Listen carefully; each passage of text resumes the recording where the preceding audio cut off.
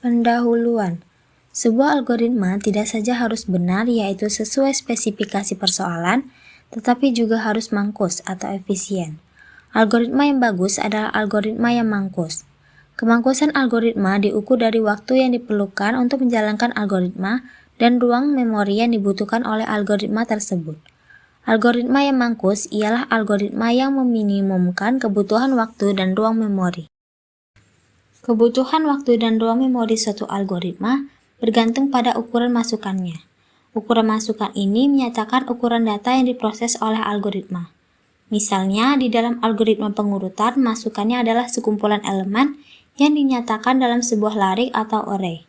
Ukuran larik menyatakan ukuran masukan yang diproses oleh algoritma pengurutan. Kemangkusan algoritma dapat digunakan untuk menilai algoritma yang bagus dari sejumlah algoritma penyelesaian persoalan. Sebab sebuah persoalan dapat memiliki banyak algoritma penyelesaian. Contohnya, persoalan pengurutan. Persoalan pengurutan ini adalah persoalan yang kaya dengan algoritma. Sudah terdapat puluhan algoritma untuk mengurutkan elemen, tapi yang sudah terkenal adalah algoritma selection sort, insertion sort, bubble sort, dan masih banyak lagi algoritma pengurutan yang lain. Untuk menilai apakah sebuah algoritma tersebut lebih bagus dari algoritma yang lain, maka kita perlu mengukur kemangkusan algoritma. Mengapa kita memerlukan algoritma yang mangkus? Perhatikan grafik di bawah ini. Grafik ini memperlihatkan hubungan masukan yang diproses oleh suatu algoritma dengan waktu komputasi yang dibutuhkan oleh algoritma tersebut dalam memproses masukan. Waktu komputasi diukur dalam satuan detik. Misalnya, pada suatu persoalan yang diselesaikan dengan sebuah algoritma yang waktu komputasinya adalah dalam orde eksponensial.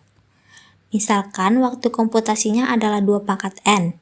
Kemudian, algoritma tersebut kita program, lalu programnya kita jalankan pada sebuah komputer yang kecepatan prosesornya adalah 10 pangkat min 4. Berarti, untuk ukuran masukan sebesar n, komputer menjalankan program dalam waktu selama 10 pangkat min 4 kali 2 pangkat n. Seperti yang kita lihat, ketika n-nya di menit ke-10, komputer menjalankan program dalam waktu kira-kira 1/10 detik. Namun, ketika n-nya bertambah, misalnya n20, komputer menjalankan program dalam waktu lebih dari 1 menit. Ketika n-nya 25, ini hampir 1 jam. Ketika n-nya 30, ini sudah hampir 1 hari. Dan ketika n-nya 35, mungkin berhari-hari. Jika kita ganti komputernya dengan komputer yang baru, yang prosesornya 100 kali lebih cepat, yang dimana kita menggunakan komputer kedua yang kecepatan prosesornya adalah 10 pangkat min 6, lalu kita jalankan program yang sama, ternyata hasilnya tidaklah berkurang signifikan. Misalnya, ketika n-nya 35, dengan komputer yang kedua, program tersebut dijalankan dalam waktu lebih dari 1 hari, dibandingkan dengan komputer yang pertama, yang berhari-hari. Ketika n-nya 40, dengan komputer yang kedua ini kira-kira beberapa hari. Tetapi dengan komputer yang pertama mungkin lebih dari seminggu. Ternyata perbaikannya tidaklah signifikan. Kemudian kita berpikir, mungkin yang perlu kita ganti bukan komputernya, melainkan algoritmanya. Kemudian kita menemukan algoritma yang kedua yang kebutuhan waktunya untuk persoalan tersebut adalah sebanding dengan fungsi polinomial. Misalkan kebutuhan waktunya adalah n pangkat 3. Kemudian programnya dibuat lalu dijalankan pada komputer yang kecepatan prosesornya 10 pangkat min 4. Maka kebutuhan waktunya adalah 10 pangkat min 4 kali n pangkat 3. Nah, di sini terdapat pengurangan signifikan dari kebutuhan waktu komputasinya. Ketika n-nya sama dengan 40, maka programnya dijalankan dalam waktu kira-kira di atas 1 menit. Bandingkan dengan algoritma yang pertama, yang eksponensial kebutuhan waktunya ini adalah berhari-hari. Sedangkan komputer kedua yang 100 kali lebih cepat tidak sia-sia karena kalau kita jalankan program pada komputer kedua ini, kebutuhan waktunya juga berkurang. Moral dari cerita ini adalah untuk mendapatkan waktu komputasi yang sedikit, maka yang perlu kita ganti bukanlah komputernya, melainkan algoritmanya, yaitu menggunakan algoritma yang lebih mangkus. Bagaimana cara mengukur kebutuhan waktu algoritma? Apakah dengan cara menjalankan programnya pada sebuah komputer, lalu menghitung berapa detik waktu yang dibutuhkan oleh program tersebut untuk memproses suatu data masukan. Menghitung kebutuhan waktu algoritma dengan mengukur waktu eksekusi realnya dalam 1 detik ketika program dijalankan oleh komputer bukanlah cara yang tepat dalam menghitung kebutuhan waktu algoritma. Alasannya ada 2. Pertama, setiap komputer dengan arsitektur yang berbeda memiliki bahasa mesin yang berbeda pula. Karena bahasa mesin setiap komputer berbeda, maka waktu operasi antara satu komputer dengan komputer lain tidak sama. Sehingga tidak relevan untuk membandingkan antara satu komputer dengan komputer lainnya. Kedua, kompiler bahasa pemrograman akan menghasilkan kode bahasa mesin yang berbeda.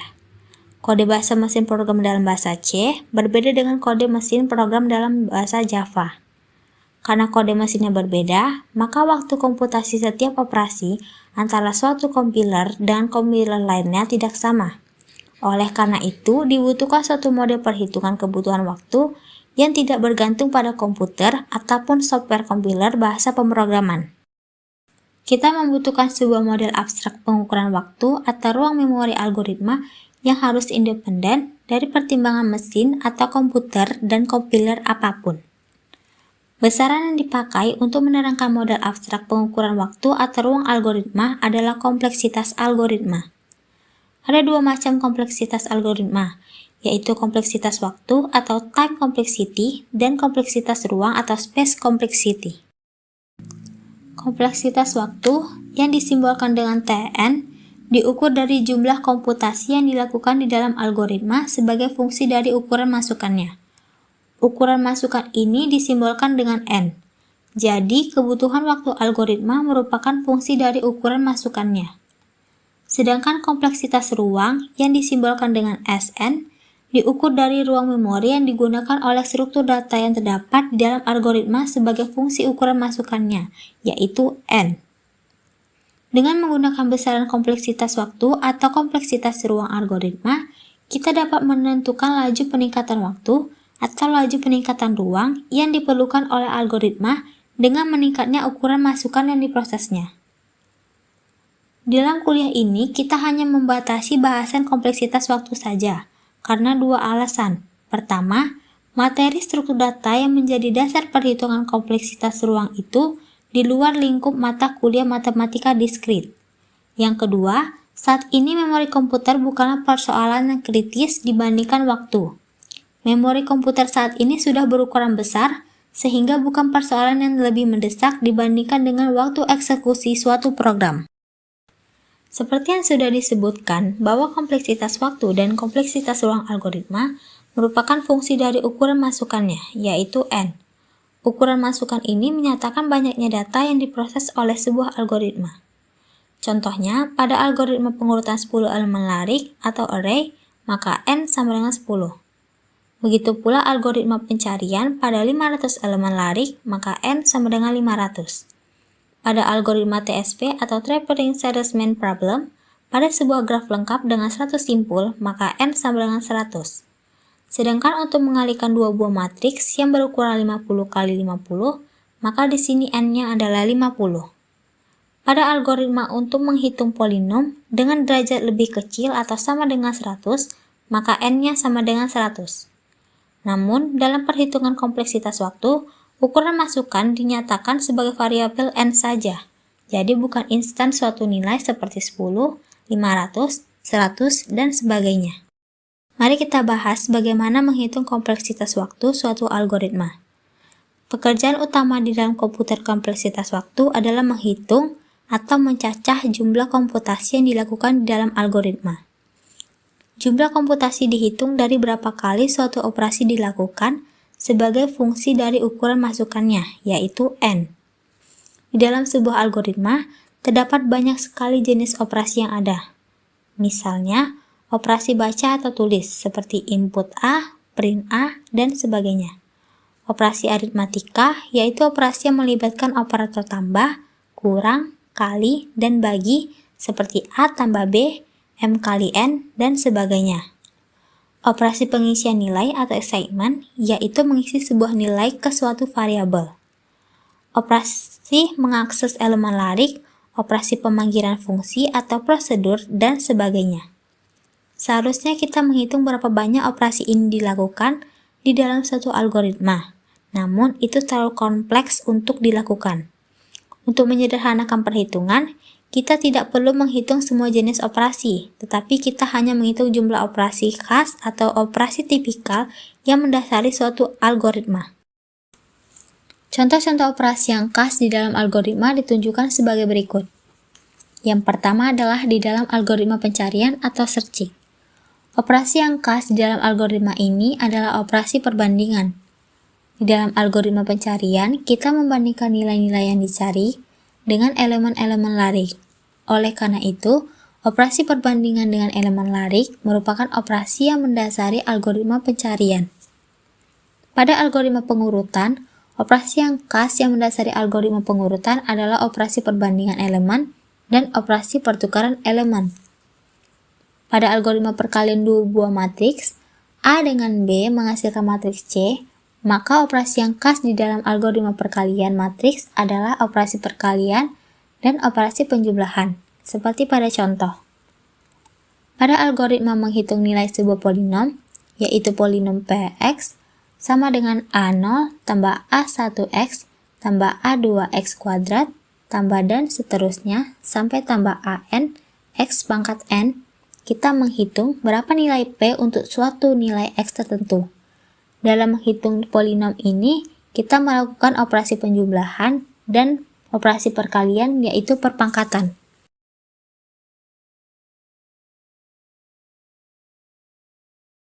Kompleksitas waktu asimptotik. Seringkali kita kurang tertarik dengan kompleksitas waktu yang persis untuk suatu algoritma.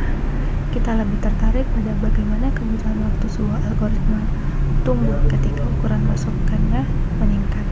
Contoh, sebuah algoritma memiliki jumlah operasi perkalian sebesar Tn sama dengan 2n kuadrat ditambah 6n ditambah 1. Kita mungkin tidak terlalu membutuhkan informasi seberapa persis jumlah operasi perkalian di dalam algoritma tersebut. Yang kita butuhkan adalah seberapa cepat fungsi Tn tumbuh ketika ukuran data masukannya membesar. Kinerja algoritma baru akan tampak untuk n yang sangat besar, bukan pada n yang kecil.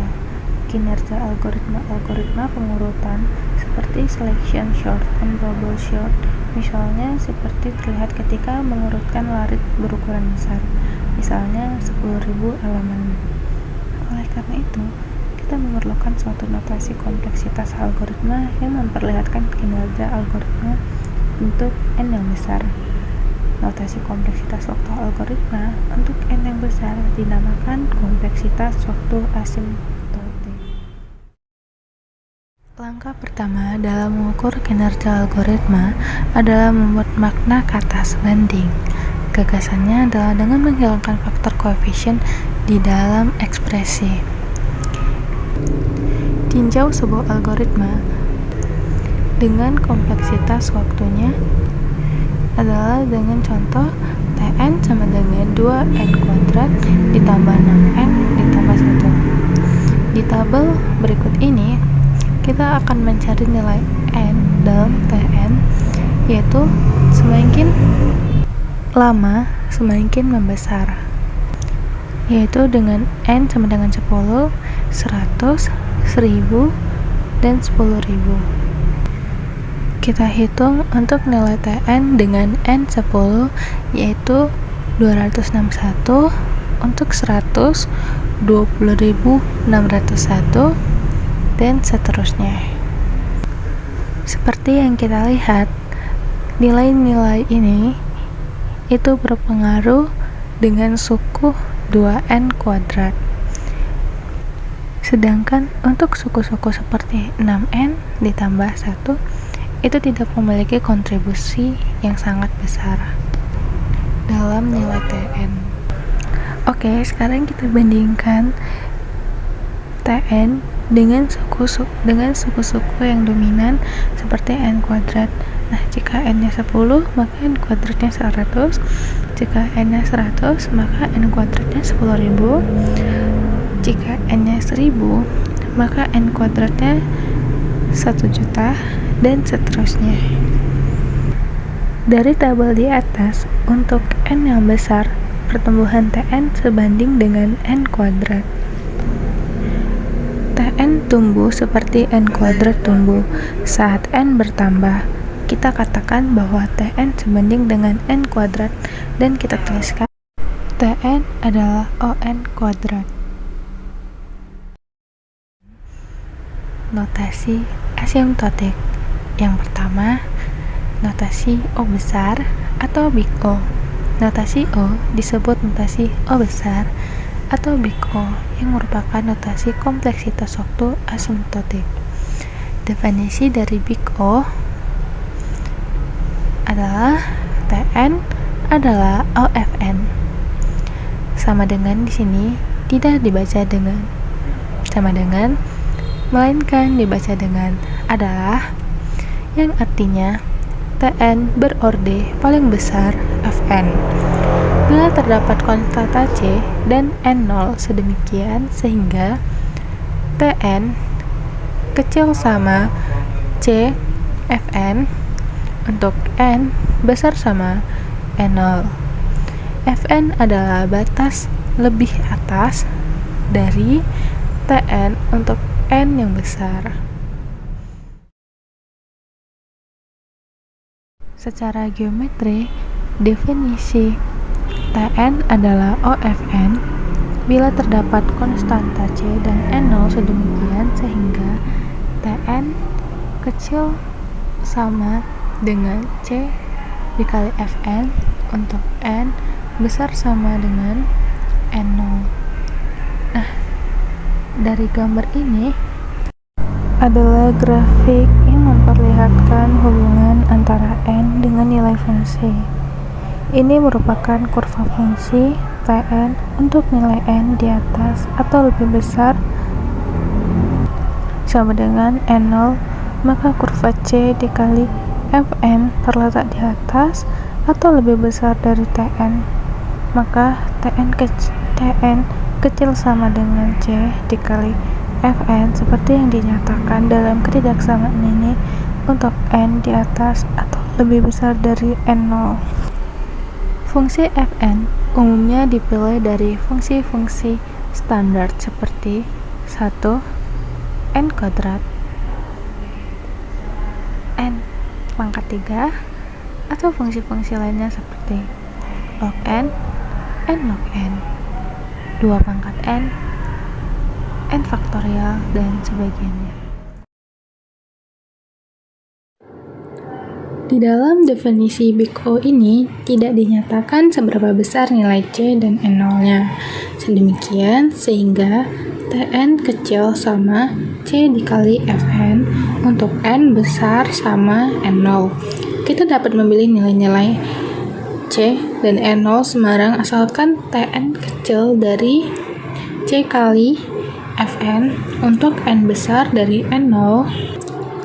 Jadi ada tak berhingga nilai C dan N0 yang memenuhi Tn kecil sama C dikali Fn. Kita cukup menunjukkan satu pasang C dan N0 yang memenuhi definisi ini sehingga Tn sama dengan OFN. Perhatikan contoh berikut. Tunjukkan bahwa 2n kuadrat ditambah 6n ditambah 1 adalah ON kuadrat. Jawabannya adalah sebagai berikut.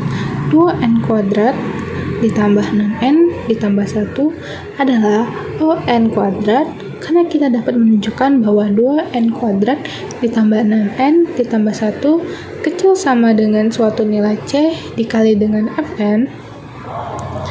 Nah, di sini untuk memudahkan kita dapat menyatakan 2n kuadrat menjadi 2n kuadrat, 6n menjadi 6n kuadrat, dan 1 adalah n kuadrat. 2n kuadrat ditambah 6n ditambah 1 kecil sama 2n kuadrat ditambah 6n kuadrat ditambah n kuadrat, yang mana ini jumlahnya adalah 9n kuadrat. Jadi 2n kuadrat ditambah 6n ditambah 1 kecil sama dengan 9n kuadrat untuk semua nilai n besar sama 1. nilai 2n kuadrat ditambah 6n ditambah 1 selalu kecil atau sama dengan 9n kuadrat. Jadi, di sini kita memilih nilai C-nya yaitu 9, nilai n0-nya itu 1, dan nilai fungsi fn-nya adalah n kuadrat. Sekarang kita masuk ke contoh yang kedua, yaitu tunjukkan bahwa 3n tambah 2 adalah ON. Jawabannya adalah sebagai berikut. 3n tambah 2 adalah ON karena 3n tambah 2 kecil sama dengan 3n tambah 2n. 2 kita nyatakan sebagai 2n. Nah, 3n tambah 2 kecil sama dengan 5n. Untuk semua n besar sama dengan 1. Jadi di sini nilai C-nya adalah 5, nilai n0-nya adalah 1, nilai fungsi fn-nya adalah n. Contoh-contoh lainnya. 1. Tunjukkan bahwa 5 adalah O1. Nah, 5 adalah O1 karena 5 kecil sama dengan 6 dikali 1. Untuk n sembarang, nilai n sama besar dengan 1. Jadi, untuk nilai C-nya adalah 6, nilai n0-nya adalah 1, dan untuk nilai fn-nya adalah fungsi konstanta, yaitu fungsi adalah 1. Kita juga dapat menggunakan dengan sesuatu C yang lain, yaitu 5 adalah O1, karena 5 kecil sama dengan 10 kali 1, untuk n besar sama dengan 1, jadi di sini C-nya adalah 10, fn-nya adalah 1, dan n0-nya adalah 1. Jadi, tak berhingga nilai C dan n0 yang memenuhi. Oke, contoh yang kedua. Tunjukkan bahwa kompleksitas suatu algoritma pengurutan seleksi atau selection sort, yaitu Tn sama dengan n dikali n kurang 1 per 2 adalah ON kuadrat. Nah, jawabannya adalah sebagai berikut. N dikali n kurang 1 per 2 adalah ON kuadrat, karena kita dapat menyatakan n dikali n kurang 1 per 2 kecil sama dengan 1 per 2 n kuadrat ditambah 1 per 2 n kuadrat adalah n kuadrat. Untuk n besar sama dengan 1, jadi C-nya adalah 1, fn-nya adalah n kuadrat, dan n0-nya adalah 1, sehingga n dikali n kurang 1 per 2 adalah ON kuadrat. 3. Kita tunjukkan bahwa 6 kali 2 pangkat n ditambah 2n kuadrat adalah 0,2 pangkat n. Karena kita ingin menunjukkan bahwa 6 kali 2 pangkat n ditambah 2n kuadrat kurang dari atau sama dengan C kali 2 pangkat n untuk n lebih besar atau sama dengan n 0. Kita dapat memisahkan kedua bagian fungsi. Bagian pertama, 6 kali 2 pangkat n jelas sudah termasuk dalam 0,2 pangkat n.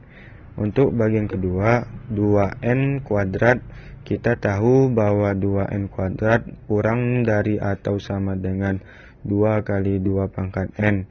Untuk n lebih besar atau sama dengan 1. Jadi kita bisa tulis 6 kali 2 pangkat n ditambah 2n kuadrat kurang dari atau sama dengan 6 kali 2 pangkat n ditambah 2 kali 2 pangkat n yang sama dengan 8 kali 2 pangkat n dengan konstanta C sama dengan 8 dan n0 sama dengan 1, maka fungsi ini masuk dalam 0,2 pangkat n. Keempat, tunjukkan 1 tambah 2 tambah hingga n adalah 0n kuadrat. Ada dua cara untuk membuktikannya. Cara pertama, jumlahlah semua angka dari 1 hingga n. Jumlah ini kurang dari atau sama dengan n ditambah hingga n, yang hasilnya n kuadrat untuk n lebih besar atau sama dengan 1.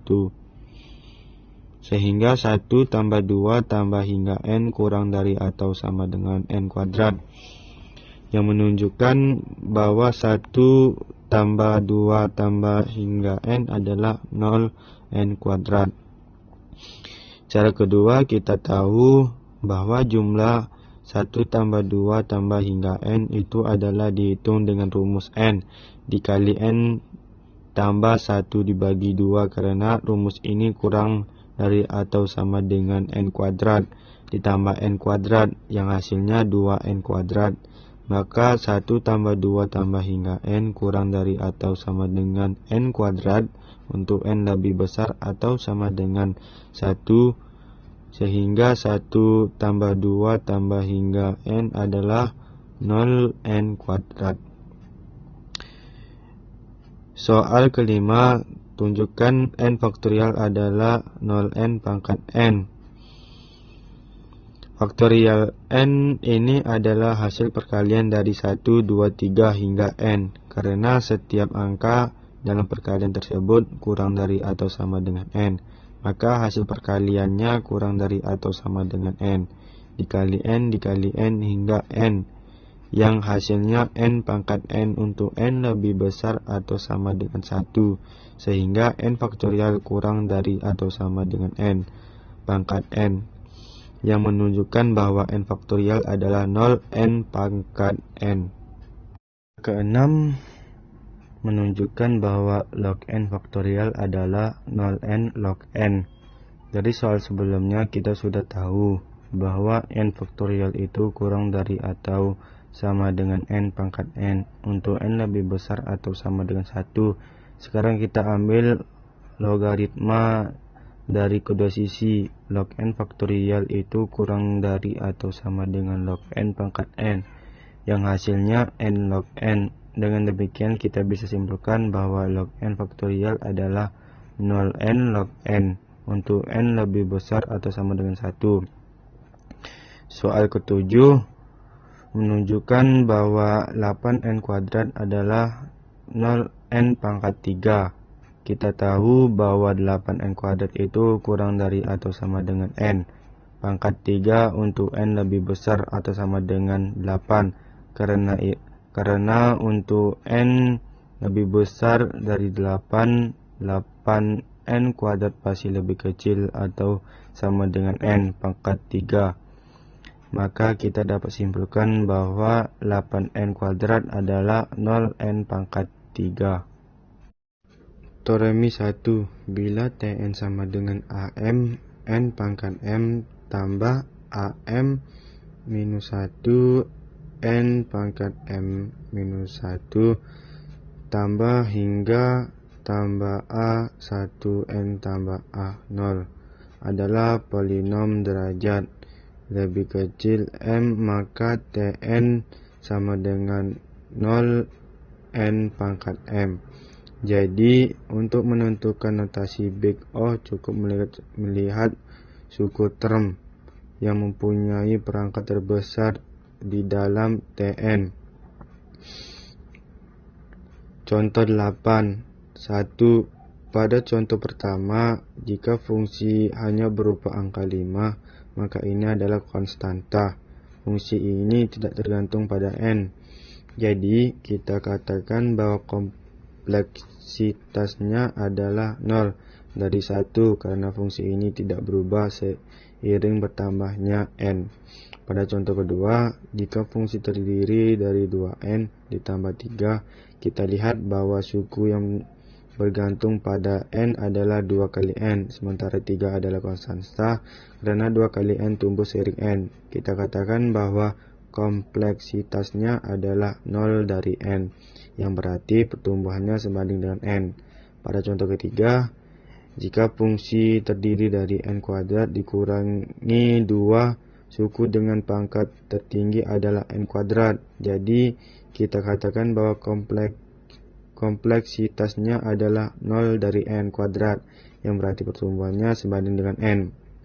Pada contoh keempat, jika fungsi terdiri dari 3 kali n pangkat 3 ditambah 2 kali n kuadrat ditambah 10, maka suku dengan pangkat tertinggi adalah n pangkat 3. Oleh karena itu, kita katakan bahwa kompleksitasnya adalah 0 dari n pangkat 3, yang berarti pertumbuhannya sebanding dengan kubus n. Ringkasnya secara umum, ketika kita menganalisis kompleksitas Big O dari sebuah polinom, kita hanya fokus pada suku yang memiliki pangkat terbesar, karena suku dengan pangkat terbesar ini yang akan mendominasi laju pertumbuhan fungsi tersebut ketika n semakin besar. Teorema 1. Bisa kita lihat pada gambar tersebut, eksponensial mendominasi perpangkatan. Jika kita punya y pangkat n dengan y lebih besar dari 1, maka ekspresi y pangkat n akan tumbuh lebih cepat daripada n pangkat m. Untuk sembarangan m ini menunjukkan bahwa ekspansi eksponensial lebih dominan dibandingkan perpangkatan. 2. Perpangkatan mendominasi logaritma. Jika kita bandingkan n pangkat m dengan logaritma n, maka n pangkat m akan tumbuh lebih cepat daripada logaritma n. Misalnya, n kuadrat akan tumbuh lebih cepat daripada logaritma n. Yang ketiga, semua logaritma tumbuh pada laju yang sama. Jika kita memiliki a kali logaritma n dan b kali logaritma n, kedua ekspresi tersebut tumbuh dengan laju yang sama. Walaupun ada konstanta yang berbeda, laju pertumbuhannya tetap setara. Yang keempat, n log n tumbuh lebih cepat daripada n, tetapi lebih lambat daripada n kuadrat. Fungsi n log n tumbuh lebih cepat dibandingkan dengan n fungsi linear, tetapi tumbuh lebih lambat daripada n kuadrat fungsi kuadrat. Contoh ke-9 yang ada di gambar tersebut. Contoh pertama, fungsi pertama adalah 2n tambah 2n kuadrat, karena suku dengan pangkat terbesar adalah n kuadrat. Kita katakan bahwa fungsi ini termasuk dalam 0 dari n kuadrat. Ini artinya fungsi ini tumbuh dengan laju yang sebanding dengan n kuadrat. Selanjutnya, contoh kedua, fungsi kedua adalah 2n log n tambah 3n, karena suku dengan log n tumbuh lebih cepat daripada suku yang hanya berupa n. Kita katakan bahwa kompleksitasnya adalah 0 dari n log n. Contoh ketiga, fungsi ketiga adalah logaritma dari n pangkat 3 yang disederhanakan menjadi 3 kali logaritma n, karena log n pangkat 3 hanya berbeda dengan 3 kali logaritma n. Kita katakan kompleksitasnya adalah 0 dari log n. Yang terakhir, yaitu yang keempat, fungsi keempat adalah 2n log n tambah 3n kuadrat, karena suku dengan pangkat terbesar adalah n kuadrat. Kita katakan bahwa kompleksitasnya adalah 0 dari n kuadrat. Tunjukkan bahwa Tn sama dengan 5n kuadrat adalah 0 dari n kubus. Tetapi Tn sama dengan n kubus adalah 0 dari n kuadrat. Pertama-tama mari kita buktikan bahwa Tn 5 sama dengan 5n kuadrat adalah 0 dari n kubus. Artinya kita ingin menunjukkan bahwa 5n kuadrat itu tumbuh lebih lambat atau sebanding dengan n kubus. Saat n semakin besar, kita bisa melihat bahwa 5n kuadrat lebih kecil atau sama dengan n kubus untuk semua n yang lebih besar atau sama dengan 5. Dengan kata lain, ada konstanta yang cukup untuk memastikan bahwa 5n kuadrat selalu kurang dari atau sama dengan n kubus setelah nilai n mencapai 5. Karena itu kita katakan bahwa 5n kuadrat adalah 0 dari n kubus. Tetapi untuk Tn sama dengan n kubus, kita tidak bisa mengatakan bahwa n kubus adalah 0 dari n kuadrat, sebab tidak ada konstanta c dan n 0 sedemikian sehingga n kubus selalu lebih kecil atau sama dengan c kali n kuadrat untuk semua n yang lebih besar dari n0. Ini karena n kubus tumbuh jauh lebih cepat dibandingkan dengan n kuadrat. Jadi jika mungkin ada konstanta c yang memenuhi ketentuan ini untuk semua nilai n yang besar, Oleh karena itu, kita katakan bahwa n kubus bukan 0 dari n kuadrat. Perhatikan bagian kedua ini. Kita mulai dari definisi notasi Big O. Fungsi T dari n dikatakan termasuk dalam 0 dari f dari n jika terdapat konstanta positif c dan nilai n 0. Sedemikian sehingga T dari n selalu lebih kecil atau sama dengan c dikali f dari n untuk semua nilai n yang lebih besar atau sama dengan n0. Hal yang penting di sini adalah pernyataan ini tidak memberikan batas atas yang paling ketat untuk fungsi tersebut, melainkan hanya memastikan bahwa f dari n cukup untuk membatasi pertumbuhan T dari n. Contoh kasus 1, jika kita punya T dari n sama dengan 2n kuadrat, maka menyatakan T dari n adalah 0 dari n kuadrat itu benar karena 2n kuadrat tumbuh persis seperti n kuadrat dengan konstanta 2. Jika kita juga bisa mengatakan T dari n adalah 0 dari n kubik karena 2n kuadrat selalu lebih kecil atau sama dengan 2n kubik untuk semua nilai n yang lebih besar dari atau sama dengan 1. Contoh kasus yang ketiga, demikian juga kita bisa mengatakan bahwa T dari n adalah 0 dari n pangkat 4 karena 2n kuadrat juga lebih kecil atau sama dengan 2n pangkat 4 untuk semua n lebih besar dari atau sama dengan 1. Namun untuk alasan praktis kita biasanya memilih fungsi membatas yang sekecil mungkin agar notasi Big O lebih bermakna. Oleh karena itu, meskipun secara teknis benar menyebut T dari n adalah 0 dari n kubik atau 0 dari n pangkat 4, kita memilih menulis T dari n sama dengan 0 dari n kuadrat. Ini karena n kuadrat adalah pembatas terkecil yang paling relevan untuk fungsi tersebut. Perhatikan bagian ketiga ini menuliskan 0, 2n tidak standar seharusnya 0n. 0n kurang 1 tidak standar seharusnya 0n. 0n pangkat 2 per 2 tidak standar seharusnya 0n pangkat 2. 0n kurang 1 tidak standar seharusnya 0n faktorial. Ingat, di dalam notasi Big O tidak ada koefisien atau suku-suku lainnya, hanya berisi fungsi-fungsi standar seperti 1, n pangkat 2, n pangkat 3, dan seterusnya. Log n, n log n, 2 pangkat n, n faktorial, dan sebagainya. Misalkan kita punya dua fungsi T, 1 dari n dan T2 dari n. Fungsi pertama termasuk dalam O dari f dari n, dan fungsi kedua termasuk dalam O dari G dari n. Maka berlaku beberapa aturan berikut. Aturan pertama untuk penjumlahan, jika kita jumlahkan T1 dari n dengan T2 dari n, maka hasilnya termasuk dalam O dari f dari n ditambah O dari G dari n. Ini setara dengan O dari fungsi maksimum antara f dari n dan g dari n. Jadi pertumbuhan total akan didominasi oleh fungsi yang tumbuh paling cepat. Aturan yang kedua untuk perkalian, jika kita kalikan T1 dari n dengan T2 dari n, maka hasilnya termasuk dalam O dari f dari n dikalikan dengan O dari G dari n.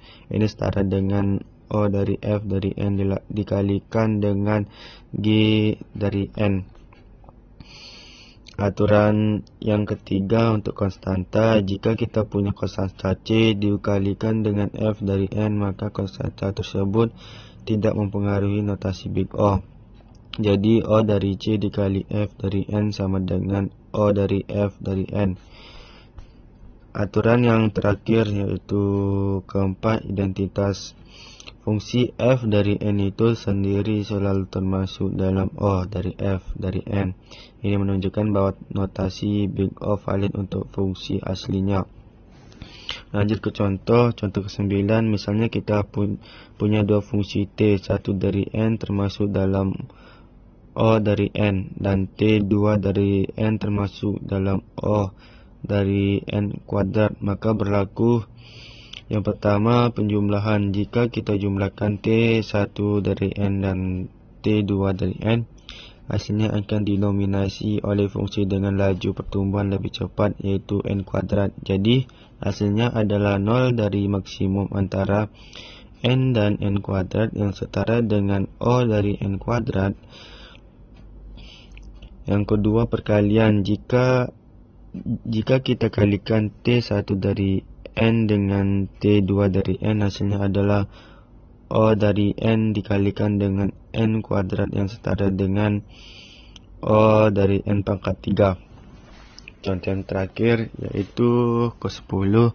Jika kita punya 5N kuadrat, maka konstanta 5 tidak mempengaruhi notasi Big O. Jadi 5N kuadrat termasuk dalam O dari N kuadrat. Fungsi N kuadrat itu sendiri sudah pasti termasuk dalam O dari N kuadrat. Contoh 11. Tentukan notasi O besar untuk Tn sama dengan N tambah 1 dikali log N kuadrat ditambah 1 ditambah 3N kuadrat. Nah, di sini kita pilih satu persatu.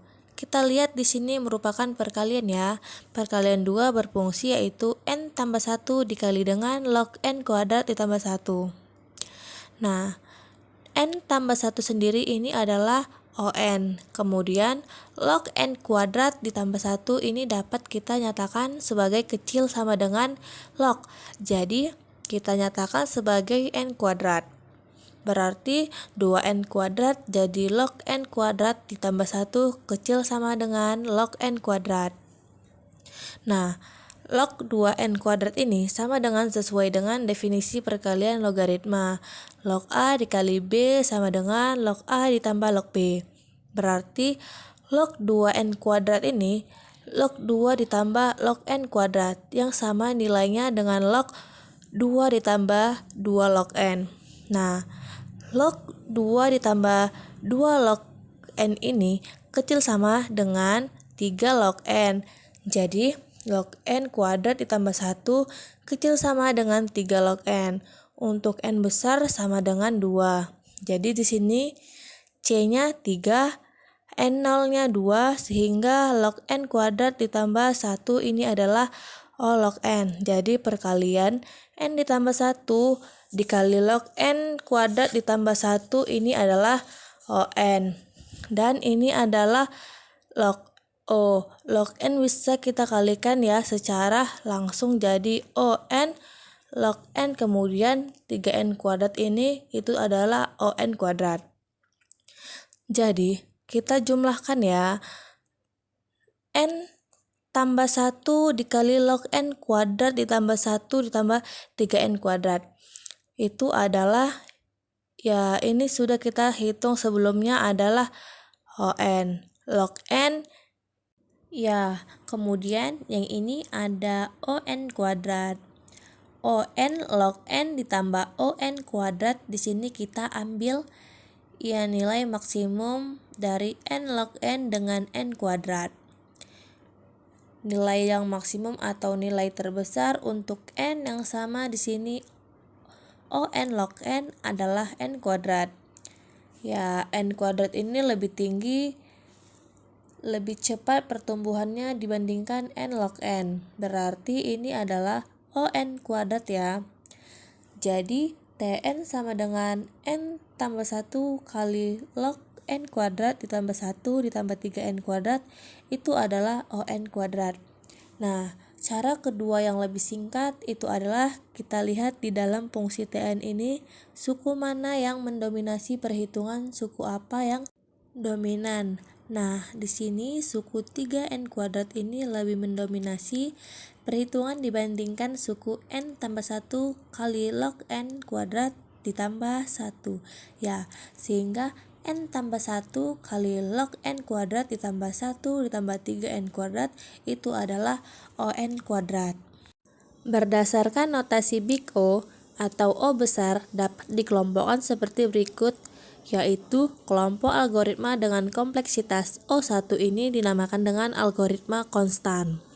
Kelompok algoritma dengan kompleksitas O log n ini dinamakan algoritma logaritmatik. Berikutnya, ON ini algoritma linear atau lancar. Kemudian, ON log n ini di kelompok algoritma linear logaritmatik. ON kuadrat kelompok algoritma kuadratik. ON pangkat 3 kelompok logaritma kubik. O2 pangkat n kelompok algoritma eksponensial. On faktorial kelompok algoritma faktorial. Nah, kita dapat urutkan spektrum kompleksitas ini dari kecil ke besar, yaitu 1 lebih kecil dari log n lebih kecil dari n lebih kecil dari n log n log n lebih kecil dari n kuadrat lebih kecil dari n pangkat 3, begitu seterusnya. Dan polinomial lebih kecil dari 2 pangkat n, dan 2 pangkat n lebih kecil dari n faktorial. Spektrum kompleksitas ini dapat dibaca sebagai bahwa 1 ini dibatasi oleh fungsi log n. Log n dibatasi oleh fungsi di atas yaitu n dibatasi oleh fungsi lebih atas yaitu n log n log n dibatasi oleh fungsi di atas yaitu n kuadrat, demikian seterusnya, dan polinomial dibatasi fungsi lebih atas yaitu 2 pangkat n dan 2 pangkat n dibatasi fungsi yang lebih atas yaitu n faktorial algoritma dengan kompleksitas 1 log n sampai polinomial ini dinamakan algoritma polinomial. Ini merupakan algoritma dengan waktunya. Polinomial ini disebut sebagai algoritma yang memiliki kinerja yang bagus karena yang keterbatasan waktunya dibatasi oleh fungsi polinomial, sedangkan algoritma dengan kompleksitas eksponensial yaitu 2 pangkat n faktorial ini digolongkan sebagai algoritma eksponensial. Ini adalah algoritma dengan kinerja yang buruk karena fungsi komunitas waktunya atau kebutuhan waktunya dibatasi oleh fungsi eksponensial. Perbandingan nilai masing-masing fungsi kompleksitas untuk macam-macam nilai n ditujukan pada tabel berikut. Di sini digunakan nilai n yang merupakan perpangkatan dari 2 yaitu 1, 2, 4, 8, 16, 32. Kemudian untuk setiap nilai n ini kita hitung nilai log n log n kuadrat, n pangkat 3, 2 pangkat n, dan n faktorial. Sebagai contoh untuk n sebagai dengan 8, log 8 adalah 3, di basis algoritmanya 2, dan 8 log 8, 24, 8 kuadrat 64, 8 pangkat 3 512, 2 pangkat 8 256, dan 8 faktorial 36, 28, 80.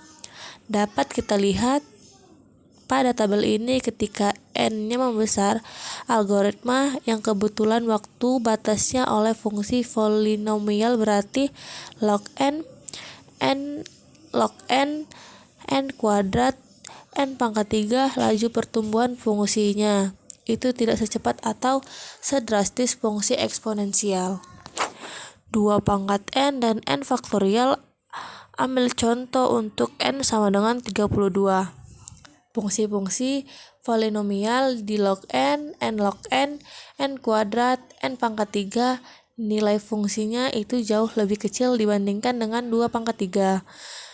2 dan 32 faktorial. Untuk 32 faktorial ini sudah terlalu besar untuk ditulis di sini. Jadi, hal ini menunjukkan bahwa algoritma yang waktunya dibatas fungsi polinomial itu lebih bagus dibandingkan dengan algoritma yang kebutuhan waktunya dibatasi fungsi eksponensial, karena laju pertumbuhan kebutuhan waktunya ketika ini membesar itu jauh lebih kecil dibandingkan dengan laju pertumbuhan waktu untuk fungsi eksponensial. Maka algoritma yang kebutuhan waktunya eksponensial dinyatakan algoritma yang kinerjanya buruk atau membutuhkan waktu komputasi yang sangat lama. Grafik ini memperlihatkan laju pertumbuhan masing-masing fungsi kompleksitas. Untuk fungsi-fungsi polinomial seperti 1 log n log n kuadrat, ini laju untuk berfungsinya tidak secepat laju pertumbuhan fungsi eksponensial, seperti 2 pangkat n dan n faktorial. Ya, ketika n-nya membesar, maka dikatakan bahwa algoritma dengan kebutuhan waktu polinomial ini adalah algoritma yang bagus. Karena laju pertumbuhan waktunya itu tidak sebesar laju pertumbuhan algoritma dengan fungsi kebutuhan waktunya adalah eksponensial. Sekarang akan dijelaskan implementasi masing-masing notasi Big O. Yang pertama adalah O1. Kompleksitas O1 berarti waktu persenan algoritma adalah tetap atau konstan, tidak bergantung pada ukuran masukannya. Algoritma yang memiliki kompleksitas 1 terdapat pada algoritma yang instruksinya dijalankan 1 kali. Artinya, tidak ada pengulangan, misalnya algoritma yang hanya berisi operasi baca tulis ya, atau algoritma hanya berisi perhitungan atau matematika, atau algoritma yang hanya berisi kondisional if Zn else seperti ini, if A bisa menjadi B, then max bisa diisi dengan A, else max bisa diisi dengan B, dan ini hanya dijalankan 1 kali. Maka algoritma ini kompleksitas waktunya adalah O1. Contoh lainnya untuk mempertukarkan A dan B dengan 3 buah e-sign sebagai berikut.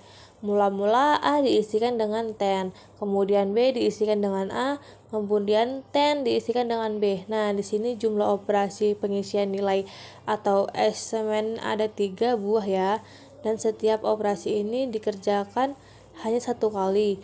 Jadi Tn-nya sama dengan 3, berarti 3 ini adalah O1. Yang kedua adalah O log n atau algoritma logaritmatik. Kompleksitas algoritmatik yang waktunya logaritmatik berarti laju pertumbuhan waktunya berjalan lebih lambat daripada pertumbuhan n. Artinya, fungsi logaritmatik ini itu berada di bawah fungsi fn, sama dengan n.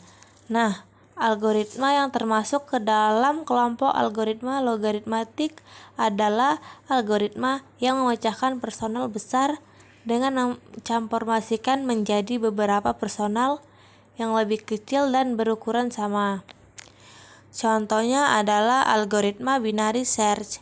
Nah, ini memang belum kita pelajari. Algoritma binary search melakukan pencarian pada suatu larik yang sudah terurut dengan cara membagi larik tersebut menjadi 2 bagian, yaitu bagian kiri dan bagian kanan. Apabila elemen yang dicari tidak terdapat pada posisi tengah larik, maka pencarian dilakukan pada salah satu bagian, yaitu bagian kiri atau bagian kanan. Kemudian, pencarian dilakukan dengan cara membagi 2 kembali begitunya. Nah, algoritma ini kebutuhan waktunya adalah O log n. Di dalam algoritma logaritmatik, basis logaritma tidak terlalu penting. Jadi, mau basis 2, basis 10, atau basis yang lain itu tidak penting. Sebab, laju perkembang fungsi logaritma itu adalah logaritmatik sama untuk setiap basis. Yang ketiga adalah ON atau algoritma linear. Algoritma yang waktu persennya lancar atau linear umumnya terdapat pada kasus yang setiap elemen masukannya dikenai proses yang sama. Adalah algoritma sequential search. Pada sequential search setiap elemen larik dibandingkan dengan nilai X yang dicari, dan di setiap elemen akan dikali dengan proses yang sama, yaitu perbandingan. Begitu juga algoritma mencari nilai maksimum. Menghitung rata-rata ini semuanya adalah algoritma yang kebutuhan waktunya adalah linear atau ON. Yang keempat adalah O(n) log n atau linear logarithmic. Algoritma yang waktu persennya n log n terdapat pada algoritma yang memecahkan persoalan menjadi berupa persenan lebih kecil atau menyaksikan setiap persoalan independen kemudian menampung solusi masing-masing persoalan.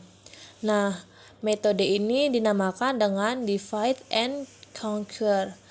Nanti akan kita pelajari pada semester 4, yaitu kuliah strategi algoritma. Algoritma yang diselesaikan dengan divide and conquer mempunyai kompleksitas asimptotik. Jenis ini contohnya algoritma Quicksort, Margesort. Ini kompleksitasnya adalah O(n) log n. Dan sebagai contoh, untuk n sama dengan 1000, maka 1000 log 1000 ini sekitar 20.000. Bila n kita jadikan 2 kali semula menjadi 2000, maka nilai n juga 2 kali semula, tetapi tidak terlalu banyak pertambahannya. Yang kelima adalah O(n) kuadrat atau algoritma kuadratik.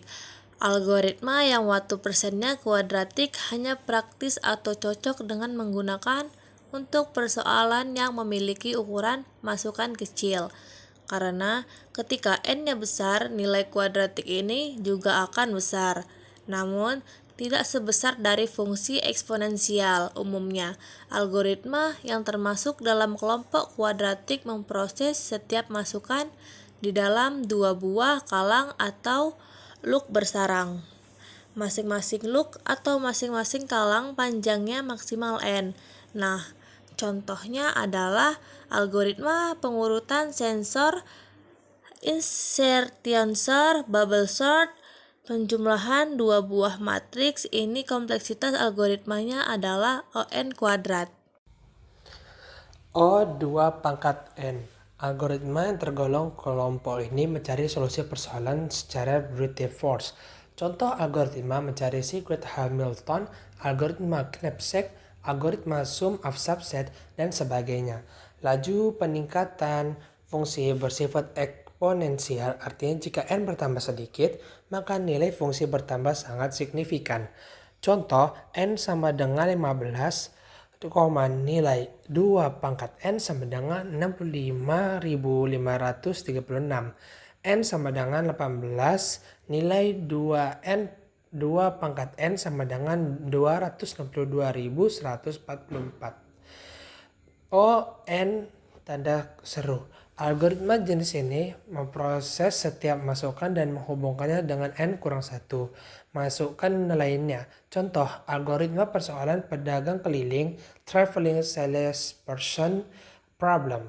Seperti halnya pada algoritma eksponensial, laju pertumbuhan fungsi kebutuhan waktu algoritma jenis ini meningkat signifikan dengan bertambahnya nilai n. Bila n sama dengan 5, maka waktu komputasi algoritma adalah 120. Bila n sama dengan 20, maka komputasinya yaitu 2,432,902,176,640,000. Kegunaan notasi Big O. Notasi Big O berguna untuk membandingkan beberapa algoritma untuk persoalan yang sama, menentukan yang terbaik. Contoh, persoalan pengurutan memiliki banyak algoritma penyelesaian, selection sort, bubble sort, insertion sort, sama yaitu T dalam kurung N sama dengan O dalam kurung N pangkat 2. Quicksort, T dalam kurung N sama dengan O dalam kurung N logaritma N. Karena N logaritma N lebih kecil dari N pangkat 2. Untuk N yang besar, maka algoritma quicksort lebih cepat dalam kurung yaitu lebih baik, lebih mangkus daripada algoritma selection sort dan insertion sort. O n pangkat 3. Seperti halnya algoritma kuadratik, algoritma kubik memproses setiap masukan dalam 3 buah kalang bersarang. Contoh, algoritma perkalian matriks. Bila n sama dengan 100, maka waktu komputasi algoritma adalah 1.000.000. Bila operasi 1.000.000 operasi. Bila n dinaikkan menjadi 2 kali semula, waktu pelaksanaan algoritma meningkat menjadi 8 kali semula. Notasi Big Omega dan Big Theta. Definisi Big Omega adalah definisi 2, yaitu Tn sama dengan Big Omega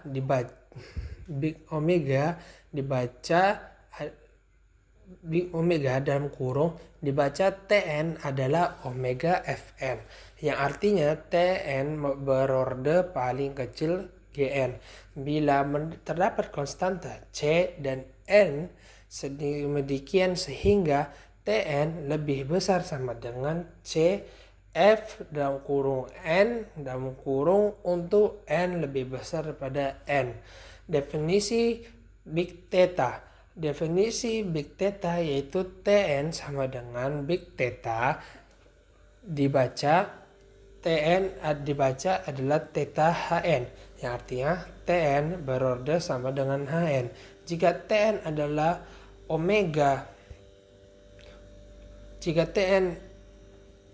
sama dengan omega H dalam kurung N dalam kurung dan Tn sama dengan omega H dalam kurung N dalam kurung.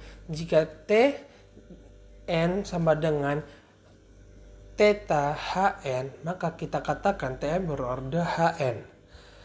Contoh 12. Tentukan notasi omega dan theta untuk Tn sama dengan 2n pangkat 2 ditambah 6 ditambah 1. Jawabannya itu 2n pangkat 2 tambah 6n tambah 1 sama dengan omega n pangkat 2. Karena 2n pangkat 2 dan tambah 6n tambah 1 lebih besar sama dengan 2n pangkat 2. Untuk n lebih besar sama dengan 1. C sama dengan 2, n 0 sama dengan 1. Karena 2n pangkat 2 tambah 6n tambah 1 sama dengan O n pangkat 2 dan 2n pangkat 2 tambah 6n tambah 1 sama dengan omega n pangkat 2. Maka 2n pangkat 2 tambah 6n tambah 1 sama dengan theta n pangkat 2. Contoh 13. Tentukan notasi omega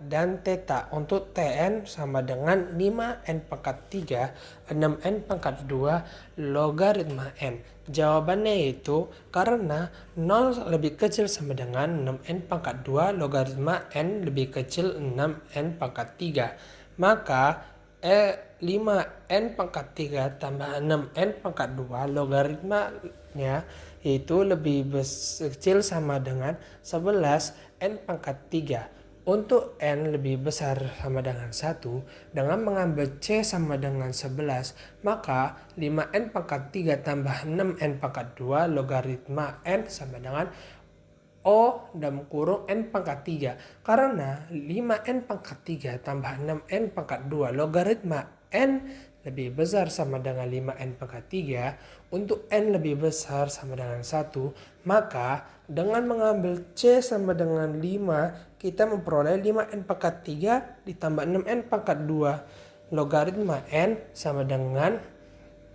omega n pangkat 3. Karena 5n pangkat 3 tambah 6n pangkat 2 logaritma n sama dengan O dalam kurung n pangkat 3 tambah 5n pangkat 3 tambah n pangkat 2 logaritma n sama dengan omega n pangkat 3, maka 5n pangkat 3 tambah 6n pangkat 2 logaritma n sama dengan theta n pangkat 3.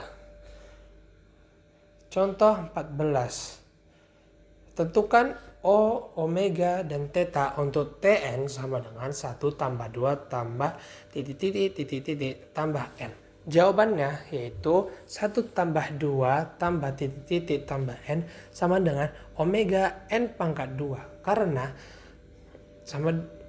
1 tambah 2 tambah titik-titik tambah n lebih kecil sama dengan n tambah titik-titik tambah n sama dengan n pangkat 2 untuk n lebih besar sama dengan 1. 1 tambah 2 tambah titik-titik tambah n sama dengan omega n pangkat 2. Karena 1 tambah 2 tambah titik-titik tambah n lebih besar sama dengan kurung yaitu n per 2 ditambah buka kurung n tambah 2 tambah 1 tambah titik-titik tambah n lebih besar sama dengan n per 2 ditambah n tambah titik-titik ditambah n per 2 ditambah n per 2 sama dengan n kurang n per 2 ditambah 1 ditambah 1 n per 2 lebih besar sama dengan n per 2 dikali n per 2 sama dengan n pangkat 2 per 4. Kita menyimpulkan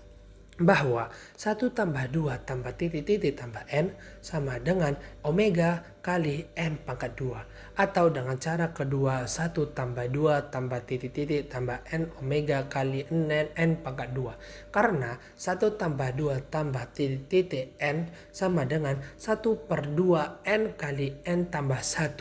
Sama dengan 1 per 2 n pangkat 2 ditambah 1 per 2 n lebih besar sama dengan 1 per 2 n pangkat 2. Untuk n lebih besar sama dengan 1, oleh karena itu 1 tambah 2 tambah titik-titik tambah n sama dengan O dalam kurung n pangkat 2 tambah 1 tambah 2 tambah titik-titik tambah n sama dengan omega kali n pangkat 2. Maka 1 tambah 2 tambah titik-titik tambah n sama dengan theta kali n pangkat 2. Teorema 3. Bila T kali n sama dengan AM kali NM tambah AM minus 1 kali NM minus 1 tambah titik-titik tambah A1 N tambah A 0